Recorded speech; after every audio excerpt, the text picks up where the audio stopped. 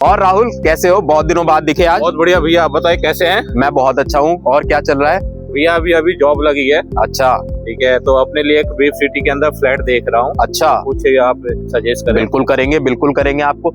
क्या आप भी राहुल की तरह आपकी जॉब लगी है और आप भी वेब सिटी के अंदर या कहीं और एक फ्लैट सर्च कर रहे हैं, रियल एस्टेट में इन्वेस्टमेंट प्लान कर रहे हैं? तो दोस्तों मैं आपको कुछ ऐसी टिप्स देने वाला हूं जिससे वो आपकी इन्वेस्टमेंट एक बेटर वे में जा सके। तो जैसा मैंने आपको बताया कि अगर आप भी रियल एस्टेट में एक इन्वेस्टमेंट प्लान कर रहे हैं तो आपको किन चीजों के ऊपर ध्यान रखना चाहिए सो दैट कि आप कहीं पे फंसे नहीं, आपकी हार्ड अर्न मनी कहीं पे ब्लॉक ना हो।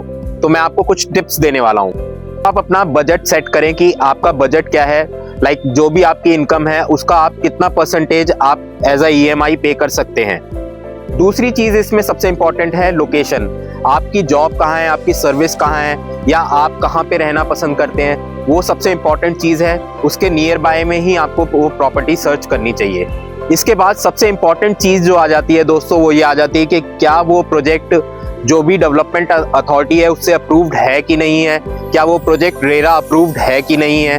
इनसे आपका ही फायदा है क्योंकि ये इन्वेस्टमेंट आप करते हैं एक अच्छा लाइफस्टाइल जीने के लिए, टेंशन फ्री लाइफस्टाइल जीने के लिए।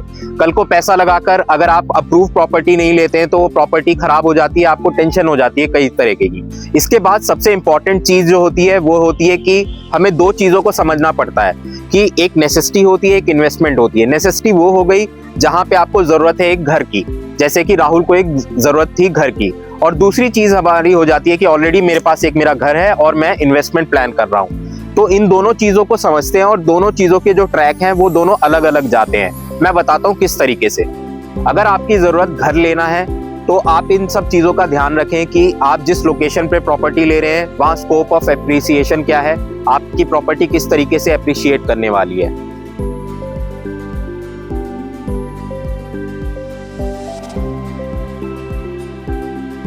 और अगर आप इन्वेस्टमेंट प्लान कर रहे हैं तो उसमें आपको इन सब चीजों का ध्यान रखना होगा कि आप किस स्टेज पे उस प्रॉपर्टी में एंटर कर रहे हैं। आप सॉफ्ट लॉन्च पे एंटर कर रहे हैं, 3-4 फ्लोर की उसकी कंस्ट्रक्शन हो चुकी है तब एंटर कर रहे हैं, स्ट्रक्चर कंप्लीट होने के बाद एंटर कर रहे हैं, या पोजीशन पे एंटर कर रहे हैं।